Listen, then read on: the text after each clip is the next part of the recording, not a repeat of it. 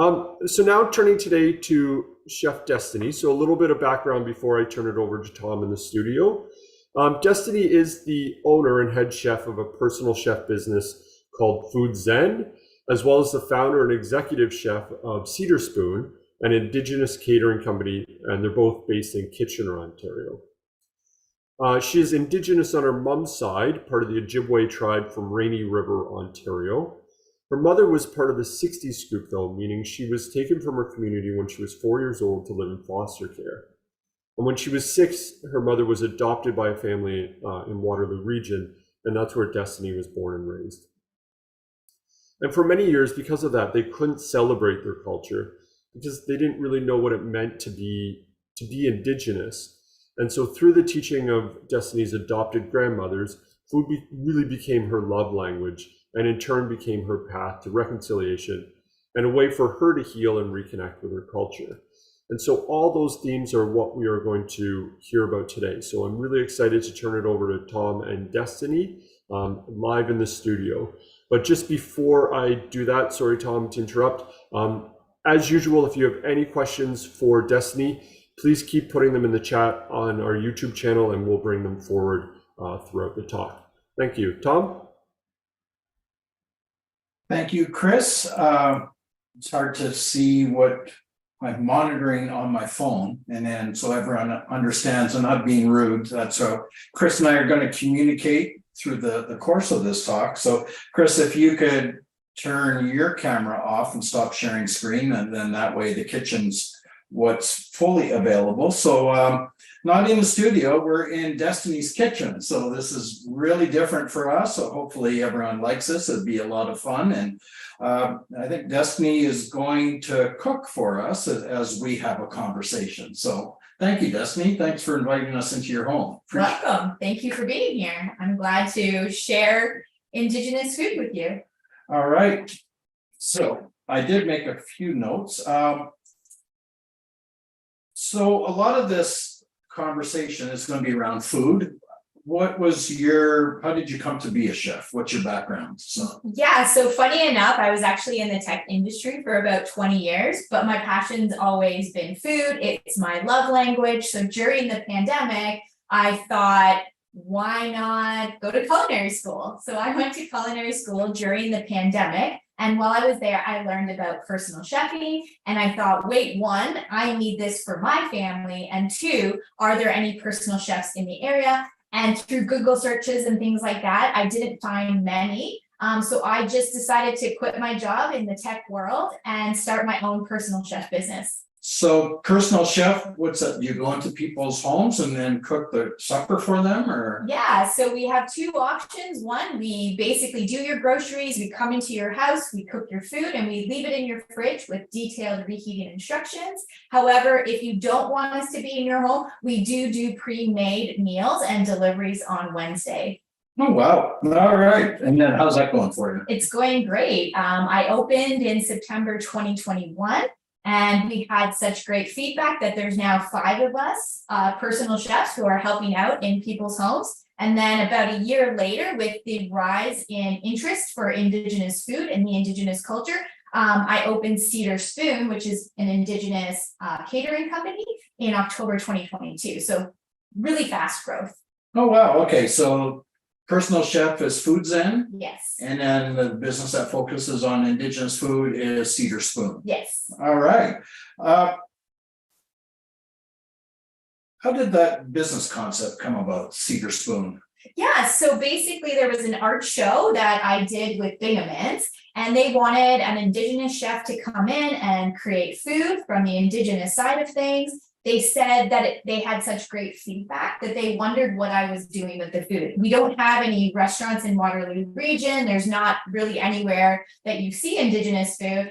And they basically said, what are you doing with it? And I said, I'm one of 2 chefs in the region, so not much, because it's hard for me to make food by myself for 1,000 people. So Binghamton's was lucky, or I was lucky enough that Binghamton's agreed to let me use their kitchen and their staff. And so I partnered with them to open Cedar Spoon so that we could highlight more Canadian ingredients. All right, so for our audience, and it tends to be an international audience, or even people across Canada that might not be aware, Binghamton's is a large conference, convention, event venue in Kitchener, very, very popular and a big part of the local community. So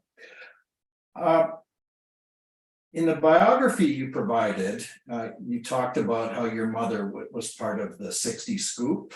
You know, about 2 years ago, we had a representative of the National Center of Truth and Reconciliation talk to us about residential schools, but I'm a little bit embarrassed to say I didn't know a whole lot about the 60s scoop. Do you mind telling us what that is and what your family's experience with it was? Yeah, for sure. Like, obviously, with all these unmarked graves being dug up, there was a lot of talk, especially around the residential schools or boarding schools, as some people know them as. So yes, lots and lots of talk, but what got kind of missed in the conversation was the 60s scoop. So even today, Indigenous people are being taken from their communities and put in foster care. So our foster care system is over 50% Indigenous kids still to this day. So they're basically being removed and predominantly put into white Christian homes, which is fine, but part of that was making sure that we had to leave our culture and our understanding and our stories and our food behind. And so my mom was taken from her community, put it in foster care, and just like the residential schools, there was a lot of abuse, a lot of bad things that happened. And I sometimes think that it was even a bit worse compared to the residential school, just because it's behind closed doors, right? All right, and then I think with the residential school, some of it was estrangement. You know, there was a considerable distance between the families and where the children ended up. Like you said, your mother's from the Rainy River area and then was settled in Kitchener. Yeah, so what I understand from my aunt is that there was a group of missionaries who were going around all of Canada, basically saying there's these poor Indigenous kids, we need to save them. If you have any room in your home, could you please, you know, think about taking one in? My grandparents actually already had 5 kids, but they felt this calling to adopt my mom, and they actually adopted my mom to fill a gap between my oldest aunt and my oldest uncle. So my mom became the second oldest of 6 kids. Wow, okay. It, you know, as leading in today, it caused me to think, you know, I told you I grew up in northwestern Ontario, on the North Shore of Lake Superior, where there was a local Indigenous community, but Indigenous kids in our community, and one of my close friends growing up was adopted into a white family. And I just say, we never talked about his origins, and it made me wonder if he might have been part of that 60s scoop as well, because that would have been them. So Exactly. And I'm sure that there's tons and tons more people that have similar stories to my mom. So Rainy River is quite far from here. So for our audience, it's westernmost Ontario, just before the Lake of the Woods. So kind of the Ontario-Manitoba border. If you're to try to drive it, I would hazard a guess 15, 16 hours of straight driving. So have you ever been back? Yeah, luckily for us, we did a family trip where we drove from here to British Columbia as a kid. So we drove through the US, but we came back through Canada. And so part of that was actually going back to the reservation my mom was born on, just to see if she could recall any memories. And we were lucky enough that we were able to see the spot where her house would have been that she grew up in. But I haven't been back since. And it did take us, we ended up taking the ferry from Miramichi Bay to Algonquin area. Okay. And so it did cut our time in half, but it's usually, from here, it's about a day and a half drive. Well, yeah, I know it's 12 hours to where I grew up, and then it's another good hike to the border. Exactly. All right.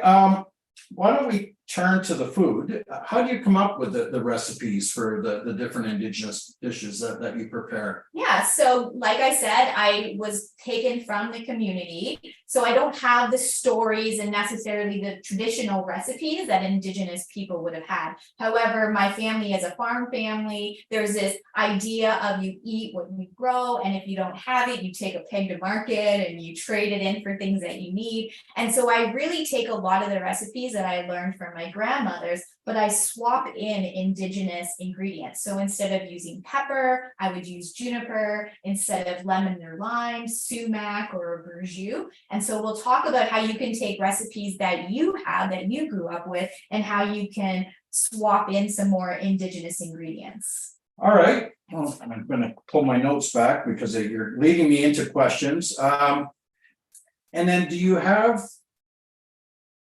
real recipes from different Indigenous nations? Oh, yes, for sure. There's a great book that I was able to get my hands on like many years ago. It actually is what sparked my interest in Indigenous food. It's called The Sioux Chef. So Sioux is spelled like the Sioux Indigenous people. Sioux. Exactly. Okay. And it's by Chef Sean Sherman. And so he really goes about all the different Indigenous foods of Canada, kind of pre-settlers. And it's a great book because it gives you a lot of information and stories, so not just the recipes. And I do find I get a lot of great recipes from there because he grew up around the Great Lakes as well. So maybe we'll just plow on through my questions and finish with the talking part, and then we can move on to the cooking part. And I'm sure other questions will come to mind. In Canada, there must be a lot of regional variation in recipes based on what could be sourced locally and customs and habits? Oh, definitely, because when you think about the Indigenous people who grew up near the ocean, they're going to have a lot of the seafoods and the shellfish. Whereas here in Ontario, we have the Great Lakes, so we do have fish, but it switches compared to being close to the ocean. And some seasonality too, right? 100%. Like when fish are running or when berries are ripe and can be picked, and the movement of game and various things like that. For right? sure. And that's one of the things when people ask me what is Indigenous food, it's essentially just hyper local, ultra seasonal. Okay. Have the recipes changed over time with European or settler influences? I mean, even before the settlers, recipes, ingredients changed. We did have some really great trade flows with the Latin American and Mexican Indigenous people. So that's how we got corn, that's how we got potatoes and tomatoes and peppers and things like that. And so even throughout history, things have changed because of trades that we had with different cultures throughout the Americas. So you mentioned corn, and then it's not a food per se, but I'm thinking tobacco. How much did Indigenous foods influence North American cuisine? I mean, I would say for the most part, when the big wave of settlers came about 3,000 years ago, I don't think that the Indigenous cuisine impacted the European foods that much. There seemed to be this idea of we'll bring our own food, we'll bring our cultures, and we'll get rid of everything that kind of the Indigenous people had. So they burned a lot of our crops, a lot of our animals. At one point, there was 40 million bison that were killed off. They put a lot of laws around it that still exist today. So when you think about bison or venison, it's considered exotic meat, but it's domestic. Technically, pigs, cows, and chickens are exotic to Canada. Because they were imported. They're foreign species. Yes, or yes. Invasive species, I guess. Well, you think about swine escaping and then the feral hogs and stuff like that. You've kind of just answered this. Has there been any suppression of traditional recipes and foods in an effort to colonize, like doing that through cuisine? 100%. So like I said, they've killed off a lot of the bison, they put laws in place. So technically on paper, it's still illegal for you to come to me and me sell you rice or corn. And these are laws that are still on paper. So most of our food ingredients are still considered exotic or specialty, or another word that the government liked to throw on there was poisonous. So they would call certain things that we would forage poisonous, like juniper berries. Yeah, and then I can think of different news headlines, stuff around government imposed quotas and limits and stuff, right? Where, Exactly. I'm gonna switch questions because that kind of leads to sustainability, because I don't know, as Indigenous people are say harvesting fish because it's, the West Coast salmon are running and stuff, but they do approach that in a sustainable fashion, right? That they take what they need, what they take, they're going to use. Exactly. So we only harvest what we need. We only hunt for what we need. There's not this overindulgence. Food is about what do I need to survive, not overconsumption. And so I've heard statistics about how in Toronto we're killing something like 3 million chickens a day. And I think about how much chicken people are actually eating and how much we're throwing out.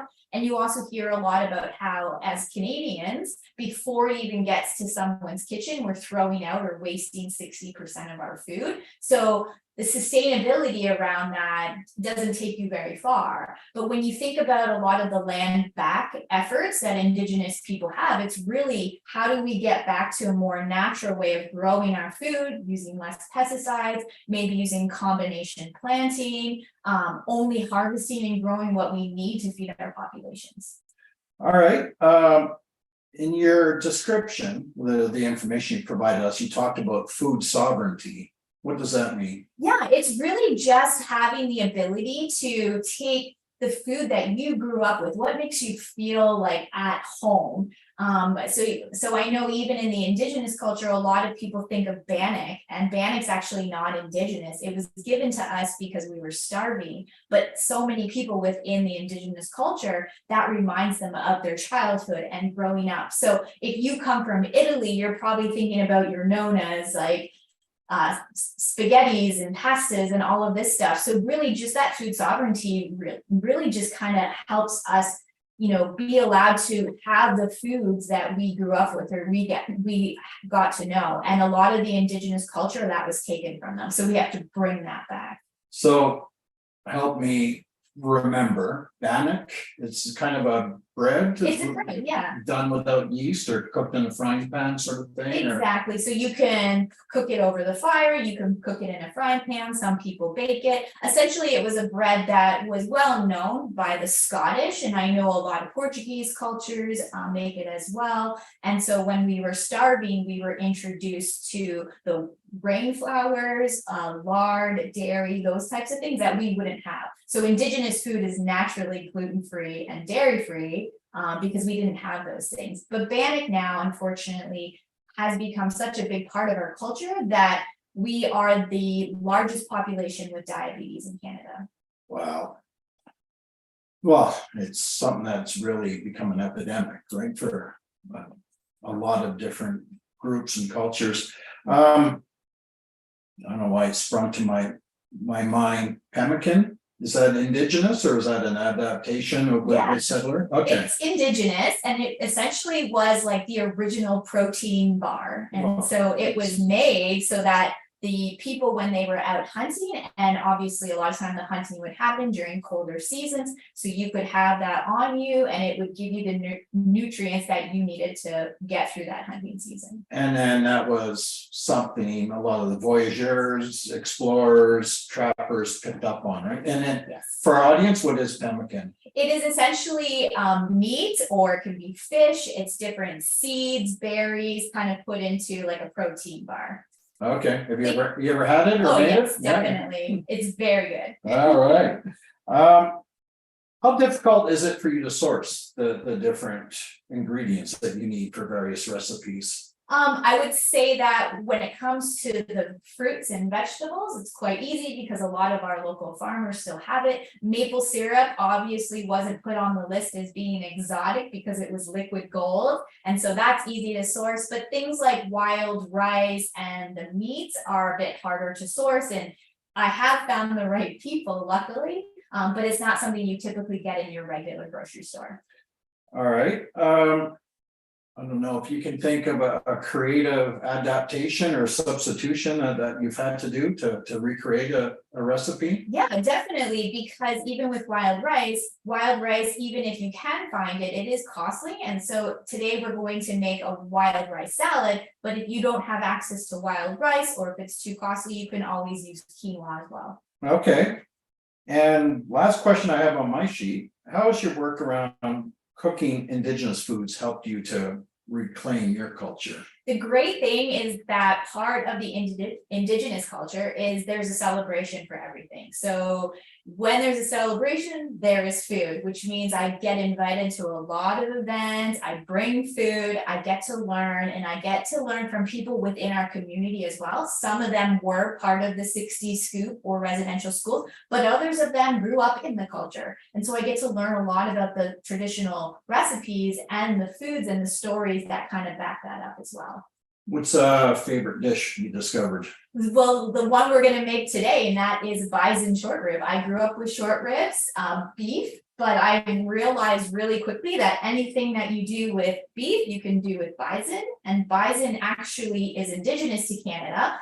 It has no saturated fat, so it makes it healthier for you. And it is better for the environment as well, because they just eat the grass and leaves that grow here. Oh, right on. Chris, I said I wasn't going to do this, but do we have any questions or anything in the chat? We don't have any questions in the chat just yet, but I have been texting you a few of my own. So if Okay, well, then I'll go over here and look. So I'll keep sending them to you. yeah. So here's from Chris. In our experience with history, many people see older food as bland and boring. How does the historic palate compare to our modern? I would say that especially with Indigenous food, it's taking the foods and figuring out how to combine the flavors and elevating those flavors. I think that what has happened is a lot of things have been given way too many spices or a lot of additives and preservatives and things like that. So when you really taste the food for what it is, all of a sudden it's almost like bursts of flavor in your mouth, as opposed to trying to mask it with different spices and additives. How much is that, I don't know, genetically modified, commercially grown? I remember reading an article, and this food writer was in Paris, and she talked about, she went to a market and bought some strawberries, and she thought that they looked so pathetic. I mean, she almost wasn't going to buy them because they were so small. But then when she was eating them, she said like there was explosions of flavor in her mouth like she's never experienced before. Like, is there some of that? Like, 100%, yeah. So like even for me, I'm lucky enough that I back onto a forest. So we have a lot of wild raspberries, a lot of wild blueberries. And what you start to realize is that when you get that hyper seasonal, hyper local, the food is grown and picked when it needs to be. And luckily, being in Waterloo Region, we have so many of these kind of smaller farms who aren't thinking about mass production. And because we have so much access to that, you definitely see the difference in, say, a strawberry from the local farmer than you do at the grocery store. all right, Chris, just keep firing questions at us. He asked if you can talk about the three sisters. Do you know what that means? Or okay, Yeah. all right. So from an agricultural perspective, the three sisters, so fun fact, corn is not indigenous to Canada. I realize it is everywhere that we go, but it actually is indigenous to the more southern part of the Americas, and the indigenous people of Canada would have traded that with the indigenous people of Mexico long before the settlers even came. But corn needs to grow in our environment, which is very different from, say, Mexico. And in order for the corn to work, we would plant it with beans. The beans take nitrate from the sun, which the corn needs to thrive. We don't have enough sun, so it's not found as much in our soil as, say, the environment in Mexico. And then we also have dry seasons. So by planting squash on the ground, it would protect the soil and keep it moist and away from different predators and things like that from eating the food. So essentially the three sisters would be the corn, the beans would climb up the corn to provide it with nutrients it needs to survive, and then the squash would keep the ground moist. Wow, all right. And so that's interesting. I hadn't heard that one before. Yeah. So it's essentially combination planting in a way that Indigenous people were able to be sustainable without adding pesticides and fertilizers, or using the lab, for example, to create things to grow in our environment. Yeah, I was thinking of my daughter had done some work at the University of Guelph around soil conservation and trying to figure out organic ground covers and ways to preserve the moisture in the soil and to do it without chemicals. There you go. You can just plant a bunch of pumpkins. All right. So Chris was also asking, do you cook mostly for an Indigenous audience or a variety of people open to trying your foods? Oh, variety of people. So with FoodZen, it's very international. My specialty there that everybody's constantly bugging me to make is my jerk chicken. So I go all over the map. I come from a family of adoption, and so there's many different cultures within our family. I've been lucky enough to travel for work, so I've had the ability to learn and try different flavors from around the world. And so yeah, we definitely do international cuisine. So building on that question, do you find, like as you've traveled or explore other international cuisines, any commonality or common threads that they're not necessarily influenced, but that you see these things have developed in parallel? I feel like every culture, it's got a meat and a potato. And it seems that wherever the British kind of conquered, the meat and the potato followed. Oh, there we go. All right, what do you want to start cooking? We're probably a half hour or more in already, so. Yeah, for sure. And then for our audience, if you come up with questions, pop them into the chat. Chris can relay them to me by text message, and then we'll continue talking as Stephanie's cooking. So Destiny. Happens all the time. Well, no, it's just because your name came up through a mutual friend, Stephanie Sula, so that's why. And typically by nature, humans only hear the end of a word, and our brain tries to figure out what the beginning is. So when you think about it, Destiny, Stephanie has the same ending. Destiny. Okay, I'll try to work that in there. All right. Okay. So we're going to start with our bison. So again, it looks and tastes, it would be hard for you to tell the difference between beef and bison. However, it is healthier for you. As far as price point goes, traditionally you would get, say, a pound of beef or ground beef for about $7.99. Bison would probably be closer to $10 to $12. However, it is healthier for you. So if you have the means, you might be spending the extra money now, but then it's money you'll save later on your health. So we're going to be taking our bison, and I said before, peppercorns aren't indigenous to Canada. So we would have juniper berries. A lot of people have juniper bush or in their gardens, and we've been told up to this point that they are poisonous. Most of the indigenous juniper bushes are not poisonous in Canada. They are edible, and when they dry out, they look like a peppercorn, and when you chop them up, they smell like pepper as well. So we're gonna add some of that. Sea salt was indigenous to Canada because we obviously had oceans. I got this really nice one though called an oak smoked sea salt, and so it'll give it that kind of smoky flavor as if we were cooking this over fire.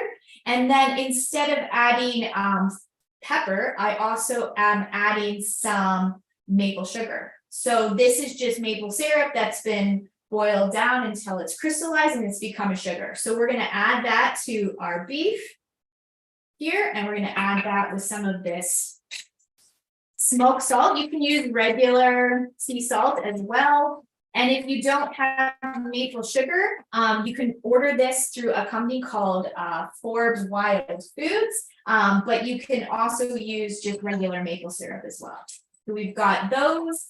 And then what we're going to do is we're going to take this over to our pan, and we're going to turn that up to a high heat. So another thing that is different is we didn't have olive trees. And so when you think about the oils we're going to use, a lot of our oils would have been nut oils or seed oils. So you can get sunflower oil at almost any grocery store. So this one is pure sunflower oil. And then the other thing we have to look for is that even though it's indigenous to Canada and we have an abundance of it, like sunflowers, a lot of the stuff that we're eating in our grocery stores have been imported. So it kind of begs that question, why are we importing something we have so much of here? Okay, So we're gonna add the little bit of oil to that. And we're gonna add our beef, and we're just gonna brown this. So we just want to get it browned on all sides. so historically, would they have probably roasted more, like on a spit over a fire, or how? Yeah, so that you can see in a lot of documentation that they did have different kinds of pots and things that they would have made. Cooking over the fire was a big thing. Cooking in the fire was a big thing. I've seen different chefs actually taking whole cabbages, and once the fire has got like a really good coals to it, they just kind of throw the whole cabbage in there, let it cook for a bit, and once the outside is really dark, you just cut it open and all the cabbage on the inside is soft and tasty. I've had corn done that way, right, where you leave the husks on, throw it in, put it around the edge of the fire, and then it steams inside the husk. Exactly, Yeah. exactly. So we got some sizzle going here. Once this is browned on all sides, the next thing we're going to do is add our mirepoix. So anybody who follows French cooking, a mirepoix would be the starter of a soup or a stew, or if you're braising meat like we are today. And traditionally a mirepoix would be carrots, onions, and celery.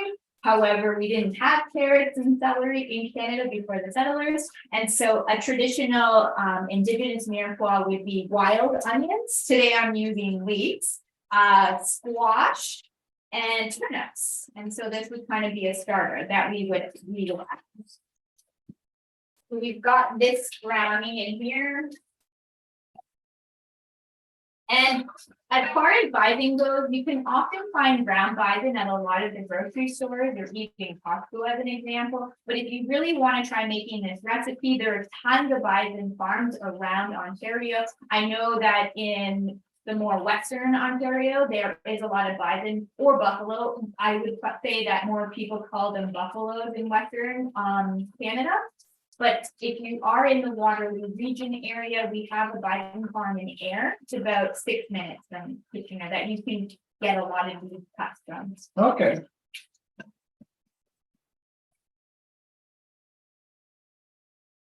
So you can hear that sizzle, I'm hoping, maybe on the camera. Or hopefully they can still hear us over the sound of the sizzle.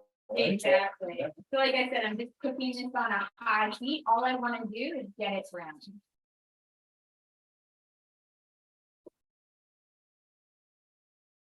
So we're gonna take that out of there, let that rest for a minute, and we'll add in our mirepoix. So again, a wild onion or leek. We've got some squash. This is butternut squash, but you can use acorn squash or pumpkin. I know Halloween's coming up, so there's gonna be a lot of those decorative pumpkins that people are putting out. Most of them are edible. The jack-o'-lantern pumpkins, not so much, but a lot of those little small pumpkins are edible.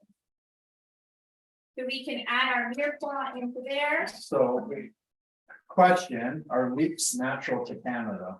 Yes, there are, it is in the same family. There is a wild onion that would look and taste just like leeks. Where do chives fit in?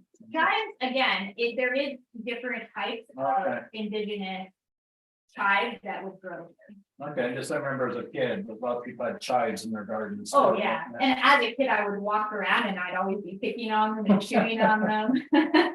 A little bit of that. For us, it was more rhubarb with a cup of sugar. Oh, yeah, Yeah. yeah. So this is, all you want to do is cook this down until the vegetables are soft. Usually it's about 5 to 6 minutes. But for time, we're going to add our broth. So this is actually a bison bone broth. You can make it with the bones from your bison. However, I got this at Oak Ridge Acres where I got the bison because we're using it today to Okay. make the soup. So they've got different broth there as well. We're gonna add some of that. Probably about a cup, depends on how much you're making. But we're gonna scrape the bottom because we want to get all those little brown bits. That has like the most flavor. So we'll scrape that.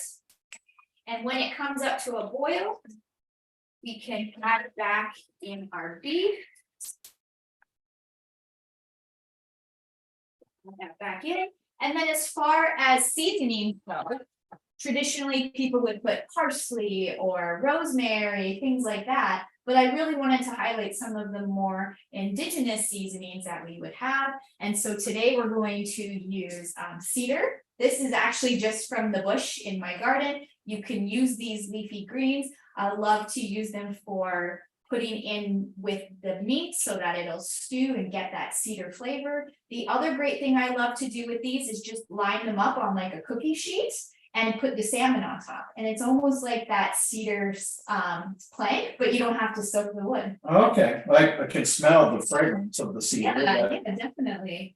And I've so- never seen it used in cooking. So you can just throw that in there. And then today I have some dried sage. So again, this is sage that a lot of people grow. Once it kind of gets to the end of the season before it gets frost, you can hang these. Oftentimes I have them hanging from my doors and things like that. But it's just been dried out and I'm gonna add that here as well. You can use fresh cedar. Fresh sage. You can use anything from your garden to kind of put in there.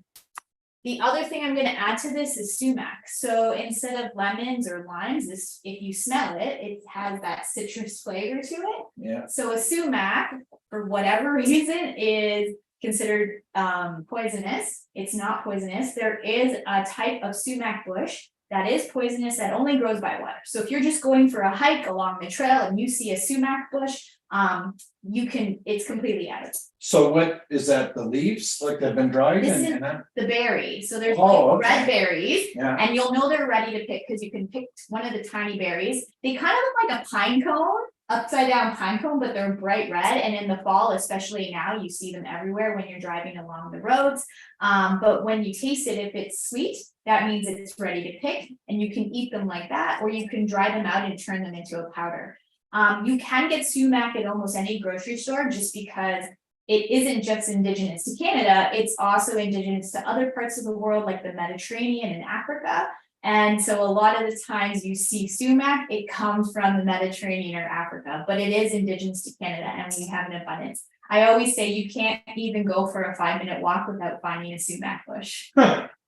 So we're gonna add some of that in there for some citrus. And then the last thing I'm gonna add to this before I close it up is a maple vinegar. So again, instead of using the traditional vinegars that we would have, you can use a maple vinegar. I got this again at Forbes Wild Foods. And we would use this for cooking, making salad dressings and that kind of thing. So I'm just gonna add a splash to that just because it gives us that citrus aroma. Little bit more of our salt. And again, this salt is just going to give it that smoky flavor without necessarily cooking on the fire.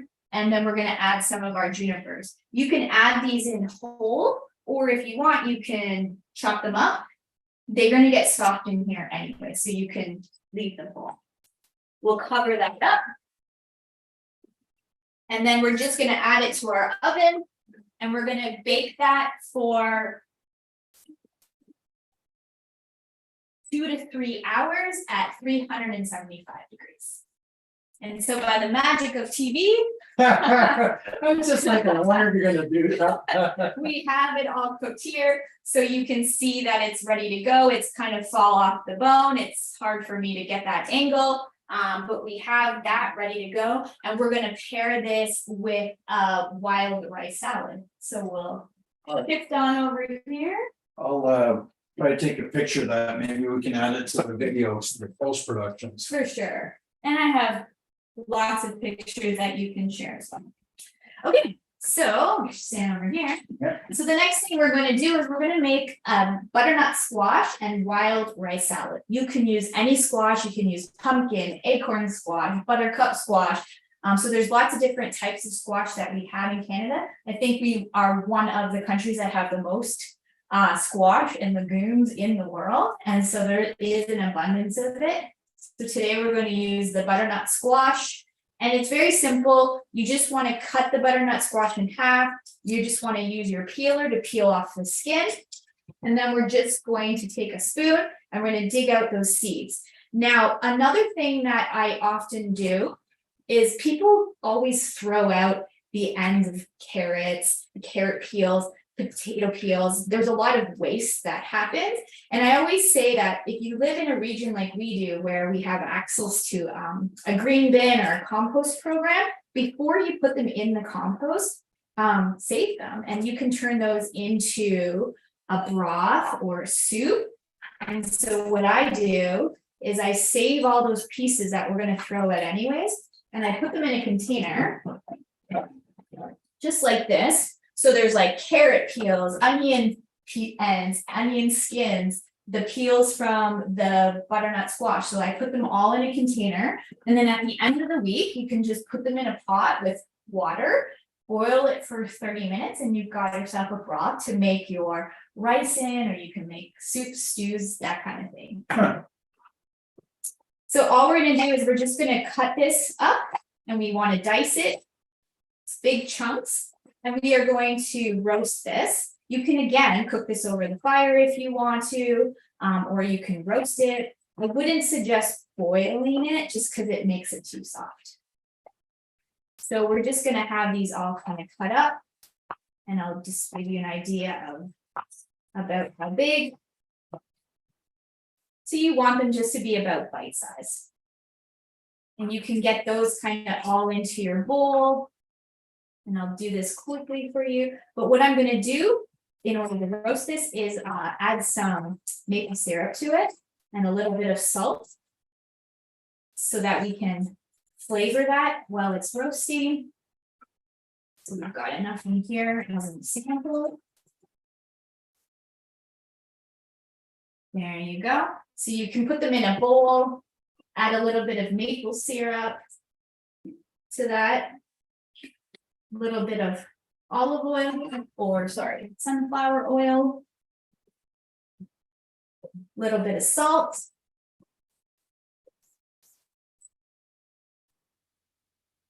mix that all up,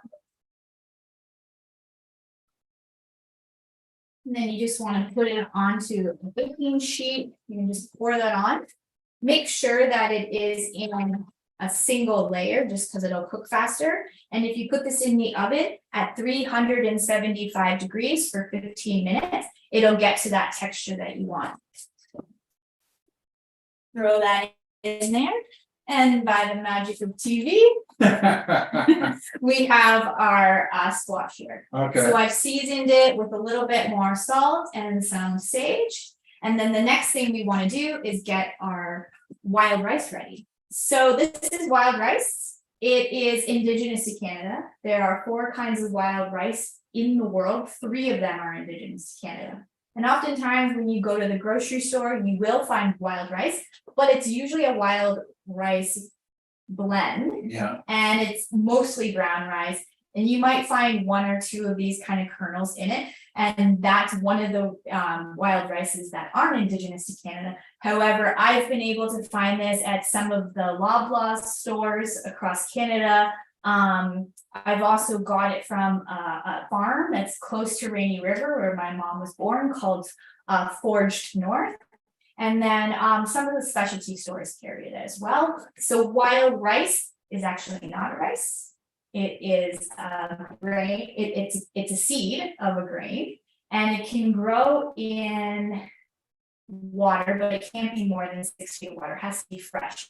So when you think about our Great Lakes and our access to fresh water and where wild rice would grow, you can already see there's a problem as to why we don't grow as much wild rice as we used to. Yeah, and as looking at that bowl, like I bought it and used it to get straight wild it's extremely expensive too. It is. Oh, yes. I can get like a 10-kilogram bag of white rice for $10, and this would be like 70. So if you don't have access to wild rice, you can always use quinoa for this recipe as well. But today we're going to use the wild rice. There's two ways you can cook this. You can cook it on the stove, and it would be 1 cup of water, or sorry, 1 cup of rice and 3 cups of water. Takes about 55 minutes. Or if you have access to an instant pot, you can do 1 cup of rice and then 1 cup and 1/4 water, and it cooks in about 20 minutes. So again, my magic, already got the rice cooked, and you'll know it's cooked because when you look at it, you can see that they're starting to split. Yeah, And so that means that it's done. And if you're cooking this on the stove and it still isn't splitting, or it isn't getting to that texture you want, you can add a little bit more water and keep cooking like that. When you taste wild rice, it tastes it's kind of a mixture of that texture you would get when your pasta, that al dente. Okay. So it has that texture where there's a bit of a bite to it, but it also is soft like rice. And that's why they called it a rice, even though it's a seed. cool. So we've got that, and we're gonna add our squash to that. And then the other things we're gonna add is, we talked earlier about how there was no wheat flours, and we didn't have dairy, and we didn't have chickens. So when you think about Indigenous desserts, can you think of what we probably would have made?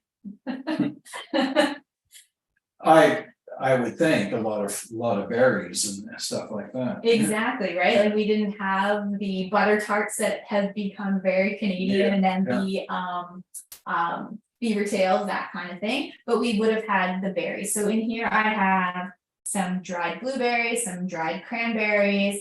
You can use fresh as well, and then seeds would be abundant. Sunflower seeds, pumpkin seeds, butternut squash seeds. Even right now, a lot of the walnut trees are ready, and so we would have had walnuts. So we're going to add that in there just to give it some texture. So, and then historically, they would harvest the berries when they're in season and then dry them, so they had access to them year round. Exactly. Yeah. Seeds and berries would have helped get us through the cold weather. Okay. And then the last thing we're going to add to this is our dressing. So I am going to use equal parts of the sunflower oil with equal parts of the maple syrup. So we'll add that to our croute. I just find it easier sometimes to mix it in a mason jar than whipping it with your hands. And then we're also going to add verjus. So when you go around Canada, we have all of these grapes, but they're pretty sour and they're not very great for making wine. And so one of the things we would have done is we would have pressed them and they would have turned into a verjus. And when you smell this, it kind of smells like apple juice. Okay. Right. Yeah. And so we would use this to give it a citrus flavor. So I like to call this the balsamic of the Indigenous people. So instead of using balsamic, we would add a little bit of verjus to that. You can add some salt in there as well. Oops, but I'm going to mix this up. And you just want to shake it up. And if you make a lot of this, it'll last on the counter for about a week. You have about 5 to 7 days, and you can use this as a dressing on any salad. You can also use it to marinate your fish or your meats. It's a great dressing to kind of keep around. And again, there's no unnatural sugars in this, no white sugars. It's just maple syrup. We didn't have access to the white sugar that we all know today. So where'd you get something like your verjus? Yeah, so verjus is used in different parts of the world. I know that it's in Hungarian cuisine as well. I found this at a specialty store called Vincenzo's in our area, but you should be able to find it at a lot of the more European stores as well. Okay. So we're just going to mix that up. And so then that's ready to go. And I will add it to the plate. Kind of getting a bit of a mess going. So add that to our plate. with our beef. And then you've got a really nice. And so it's naturally gluten-free, naturally dairy-free. There are no preservatives in here, and no unnatural sugars. Nice. Just wondering the best we can, if we can show it to the Yeah. camera. Whoop. Fall off the bone here. I think you can see that, and we can definitely share. All right. Wow, that hour flew by. Chris, any questions as we close this out?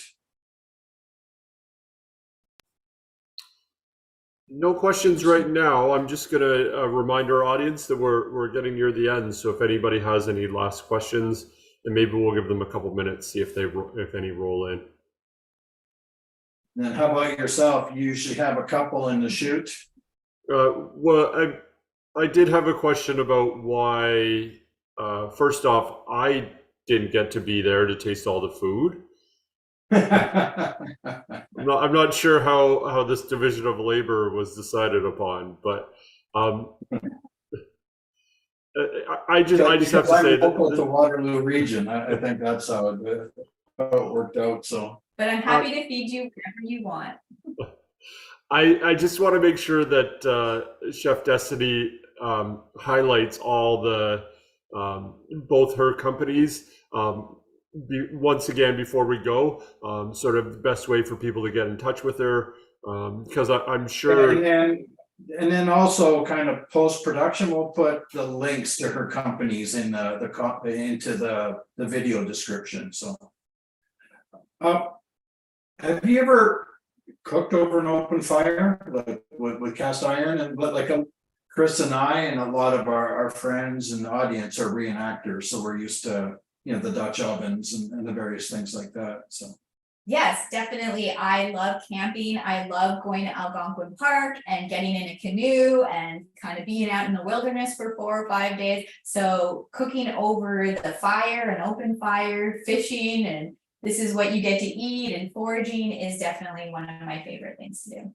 All right, and then what you prepared today, is it possible for you to share that as a recipe? Definitely. Okay. I can definitely share those 2 recipes with you. Good, and we'll add that to the video description as well too, so. All right, and then your companies, let's see if I get this right. FoodZen is the personal chef business. You work primarily Waterloo Region, I guess mostly Kitchener, or? I would say Waterloo Region surrounding areas will go anywhere that's in about a 30-minute drive from Kitchener.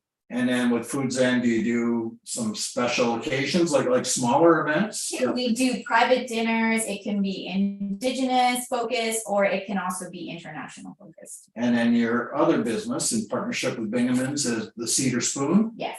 And so Cedar Spoon is supporting all of southwestern Ontario. We have traveled to Toronto and Windsor and things like that. There's usually just a bit of a fee for delivering the food. However, we have gone all around southern Ontario. And with either venture, have you ever done sort of like pop-up kitchens, like special, like little restaurant events? Or? Yes, definitely. I have a pop-up coming up with Top Tukes, which is our culinary school here in the region. And then I have another pop-up that I'm doing with another restaurant in our region called Little Mushroom Catering.